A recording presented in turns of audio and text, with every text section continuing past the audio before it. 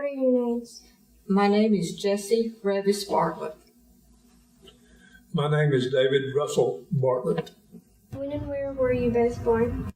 I was born November the 14th, 1939 in Marion, McDowell County, North Carolina.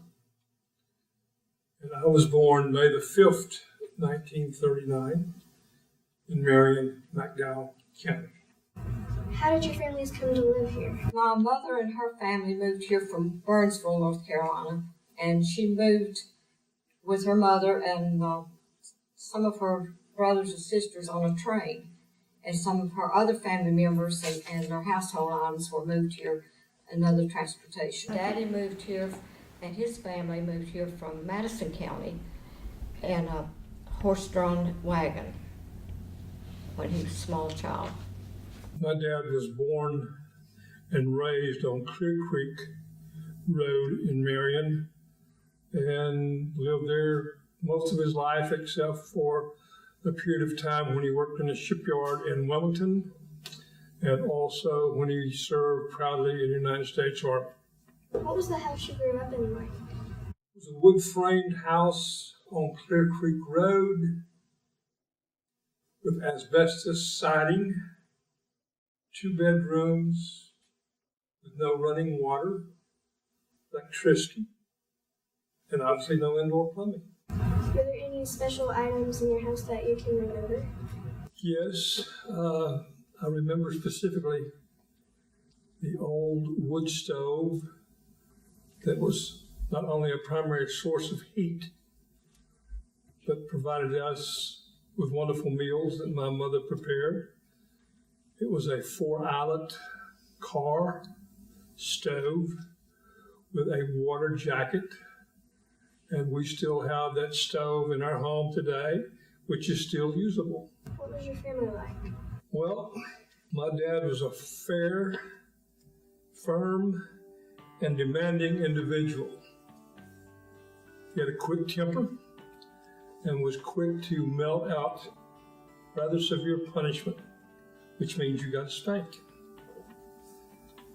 He was a hard worker and a skilled trader.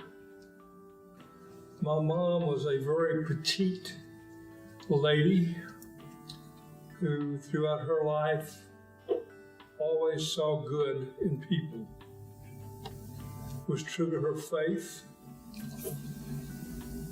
and her church, and was a valued and well-respected member of the community in Pleasant Gardens where we lived. Did you have family chores? Yes. Was raised on a farm. There was daily and nightly chores. There was wood to split and wood to cut with a cross-cut saw. There was a foolish mistake that I allowed myself to get tricked into, and my dad said if I would learn how to milk, he would give me $1. Worst mistake I ever made in my life. I hated having to get up at 4:30 in the morning, 7 days a week, to go milk. Also had to go down through the field pulling ragweeds and ridgeweeds and planting to substitute the meals for the hogs. So there was always something to do, and my dad ensured that I always had plenty to do. That kept me out of trouble. Did your family sell livestock and crops to support themselves? We had milk cows, so conversely, we didn't drink all the milk. We processed the milk and sold it within the community. We also made homemade butter. Didn't sell much of that. It was an awful good staple to go on a biscuit or a piece of cornbread or fried apples. My dad and mom grew up at a time when there was just enough. So you took care of what you had and you used what you had. And it was a good upbringing, although a tough upbringing. Back in those days, neighbors knew who their neighbors were. And you didn't hesitate to help them as we do today.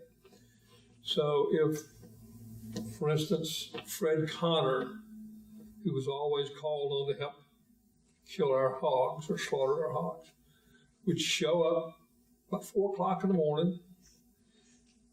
It was a pretty good day's work, time you finished everything that you needed to do with the slaughtering of an animal. And as his reward, he would normally give him a mess of tenderloin.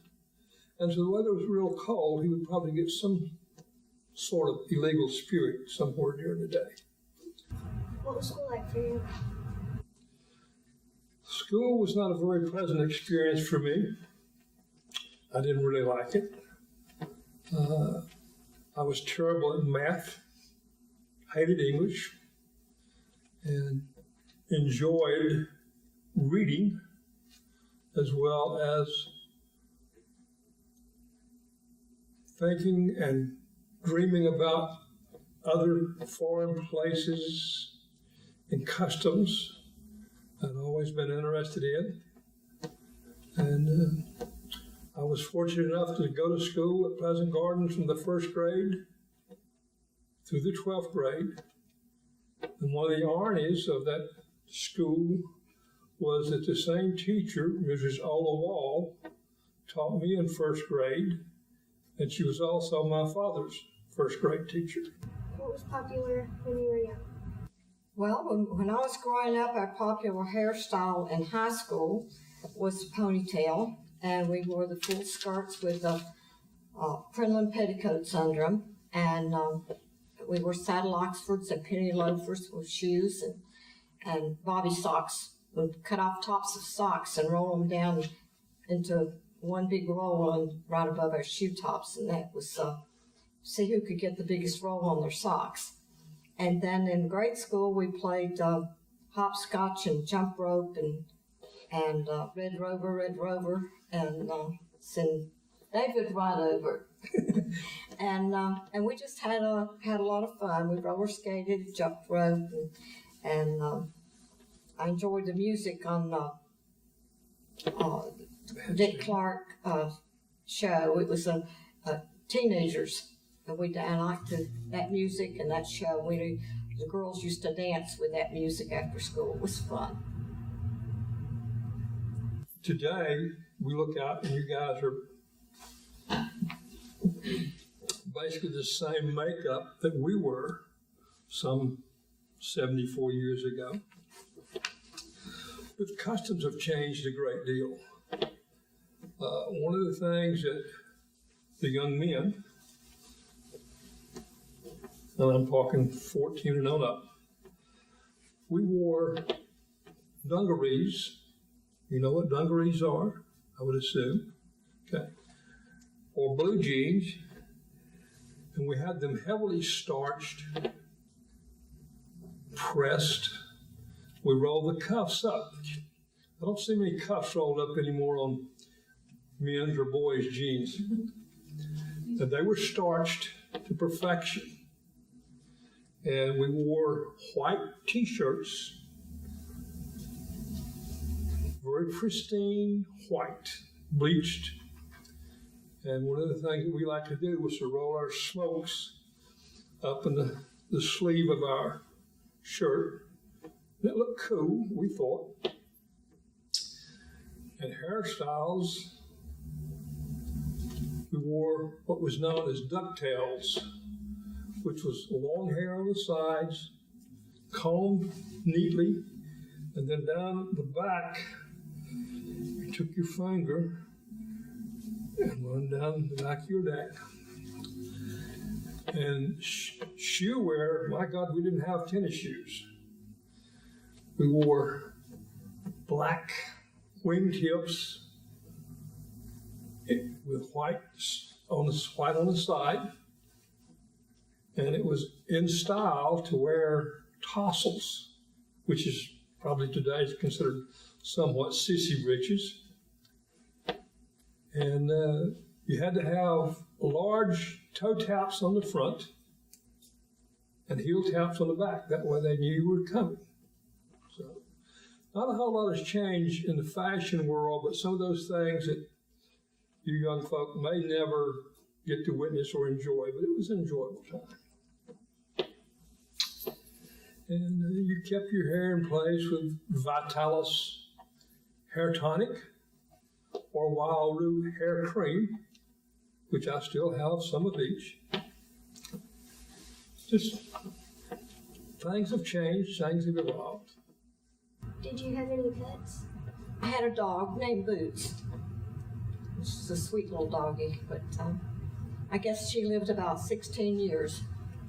I had a black cat that disappeared. I don't know what happened to him. He just disappeared, so. What church did you go to growing up? I attended Zion Hill Baptist Church growing up and as a child, and that's where we got married on May the 23rd, 1959. And it's still a good church, and it's the cemetery there is where my parents are buried. So I attended Pleasant Gardens Baptist Church, which at one time was called Clear Creek Baptist Church. I remember vividly my mother taking me there on Sundays and on prayer meeting nights and attending various functions at the church on, if not weekly, certainly monthly basis. And it was an enjoyable time in my life and helped lay the foundation for where I am today. Are there any special heirlooms that have been passed down in your family? Yes, I have oil lamps left from my parents that my grandmother used and passed down to my mother, and then she used that, and then we have it.